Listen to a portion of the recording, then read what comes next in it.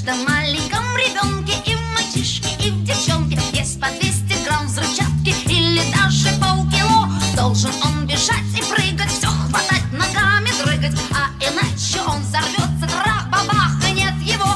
Каждый новенький ребенок вылезает из пеленок и теряется повсюду, и находится везде. Он всегда куда-то мчится, он ужасно огорчится, если что-нибудь